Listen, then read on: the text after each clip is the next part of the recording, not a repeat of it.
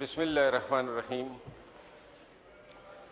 وَقُولُوا لِلنَّاسِ حَسَنًا، قرآن کریم میں آیت ہیں کہ جب لوگوں سے بات کریں تو صلح جوئی سے کریں۔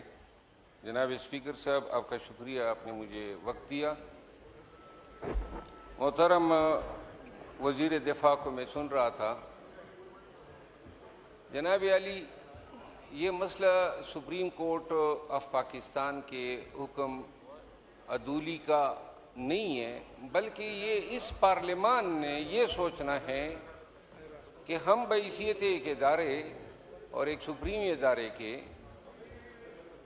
عدالتی یا دیگر اداروں کے احکامات پہ عمل درآمد کے حوالے سے کیا رویہ اپناتے ہیں۔ اگر آج اس پارلیمان سے یہ پیغام جاتا ہے کہ پارلیمان نے سپریم کورٹ کے اس حکم کے ساتھ جو عمل ہوا اس کو انڈورسمنٹ دی ہے، تو کیا کسی بھی عدالت، پاکستان کی کسی بھی عدالت میں اگر کوئی حکم جاری ہوتا ہے تو کوئی بھی ادارہ جو ہے ان کے لیے تو یہ نظیر بن جائے گی۔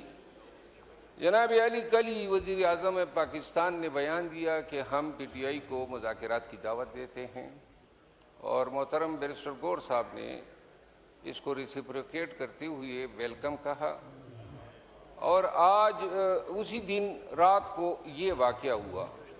میں خود قانون کا طالب علم ہوں، اور یہ حکم نامہ سپریم کورٹ کا میں نے پڑھا ہے، اور اس میں ایک شخص 8 ماہ سے اپنے اہل خانہ سے، اپنے پارٹی کے اکابرین سے نہیں ملا ہے، تو اس میں کسی کا کیا جاتا ہے، کسی کا کیا کچھ بگڑتا ہے کہ اگر کوئی اس سے مل لے، اور وہ شکایت ہے کہ اس کی بصارت متاثر ہوئی ہے، شکایت ہے کہ ان کو بلڈ پریشر ہے، تو کیا پاکستان میں کسی بھی قیدی کو اپنی مرضی کے اسپتال سے علاج کرانا اور اپنے خرچے پہ اس کی نظیریں ملتی ہیں، عدالتی نظیریں ملتی ہیں؟ ماضی میں اس طرح ہوا ہے۔ میری استدعا یہ ہے کہ کیا ابھی تک ہم تک نہیں گئے ہیں لڑتے لڑتے؟ کیا یہ ملک کے عوام یہ جو بیانات آج جائیں گے، میڈیا کی زینت بنیں گے اور پاکستانیوں کو پہنچیں گے، یہ ریاست، یہ ملک جو ہے 3 سالوں سے لوگ تناؤ کا شکار ہیں۔ یہ اس ایوان میں اور باہر مزید تناؤ، مزید جھڑپیں، مزید ایک دوسرے کو تانے دینا پسند نہیں کرتے ہیں۔ اگر کسی کو احساس ہے تو میری استدعا یہ ہے، محترم خواجہ آصف صاحب سے میں گزارش کروں گا کہ جب بھی میں نے آپ کو ایوان میں سنا ہے، آپ کی زبان ہمیشہ آگ اگلتی ہے۔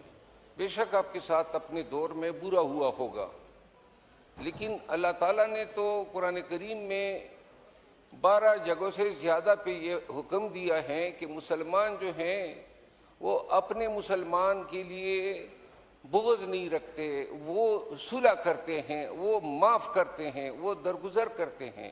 آپ کی تکلیفیں 6 مہینے کی تھی، عمران خان کی تکلیفیں تو 3 سالوں سے زیادہ ہو گئے ہیں۔ اب بس بھی کر دینا۔ کوئی اگر آپ آج یہ بتا دیتے ہیں اور دکھا دیتے ہیں کہ ہم اتنا ظرف رکھتے ہیں کہ اپنے بدترین دشمن کو بھی جب ہمارے پاس اللہ اکبر، اللہ اکبر۔ جی شیر افضل صاحب۔ سورہ آل عمران کی آیت ہے، وَالْكَاظِمِينَ الْغَيْظَ وَالْعَافِينَ عَنِ النَّاسِ، جو غصہ ضبط کرتے ہیں اور درگزر کرتے ہیں، اللہ کو وہ لوگ محبوب ہوتے ہیں۔ ہم اپنی حیات، اپنی زندگی، اپنے عمل میں ان اعمال کو کیوں نہیں دکھا سکتے ہیں جو قرآن کریم کی ہدایات ہیں، جو حضور کریم کی سنت ہے؟ ہم ہر وقت لڑیں، ہر وقت تانے دیں، آپ نے یہ کیا، اس نے وہ کیا۔ آپ نے ماضی میں بھی بڑا ایک شاندار کردار ادا کیا اس ایوان کا ماحول درست رکھنے میں۔ کل ہی وزیر اعظم صاحب نے بھی ایک بڑا نیک کام کیا کہ جب انہوں نے ان حالات میں بھی پی ٹی آئی کو مذاکرات کی دعوت دی، اور میں خراج تحسین پیش کرتا ہوں کہ بیرسٹر گور صاحب نے پی ٹی آئی کی ٹرولنگ برداشت کی، لیکن انہوں نے فوراً اس کو ریسیپروکیٹ کیا۔ خدا را اس ملک پہ آپ لوگ رحم کیوں نہیں کرتے ہیں کیوں نہیں آپ میں آپ سے دستبست عرض کرتا ہوں، آپ کیوں نہیں بٹھاتے ہیں؟ ایک دفعہ پہلے بھی آپ نے کوشش کی، ایک دفعہ پھر کیوں نہیں کرتے ہیں؟ ہو سکتا ہے اللہ تعالیٰ نے یہ نیکی آپ کے ہاتھ میں رکھی ہو کہ آپ کے ہی طفیل یہ دونوں بڑی پارٹیاں جو ہیں یا حکومت اور اپوزیشن جو ہیں ان ایشوز پہ، اور یہ پوری قوم جو ہیں یقین کریں ایک تناؤ کی کیفیت سے دوچار ہیں۔ کل جب یہ آرڈر ہوا تھا ایک شادیاں نے بج رہے تھے، لوگ خوش ہو رہے تھے، اب کتنی مایوسی ہوئی ہوگی پاکستانیوں کو، اور کسی کا کچھ بھی بلا نہیں ہوا ہے، کسی کو کوئی فائدہ ہوا ہی نہیں ہے۔ اگر وہ علاج کرا دیتے بے شک ایک دن ایڈمٹ رہتے اور چلے جاتے، اس میں کون سی ایسی بات ہے کہ ہم اس کو بھی انا کا مسئلہ بنا دیں؟ میں آپ سے گزارش کروں گا محترم اسپیکر صاحب کہ اگر آپ یہ دونوں طرفین کو بلا لیں اپنے چیمبر میں، وزیر اعظم صاحب سے بھی رابطہ کر لیں، اور آیا اگر وہ سنجیدگی سے اس تجویز پہ یا جو انہوں نے پیشکش کی ہیں اس پہ عمل کرنا چاہتے ہیں، تو اگر آپ اس دور میں اس وقت اس کڑے وقت میں قوم کے کام آ سکے، تاریخ آپ کو ہمیشہ یاد رہے گی۔ بہت شکریہ۔ شکریہ جی، غفور حیدری صاحب۔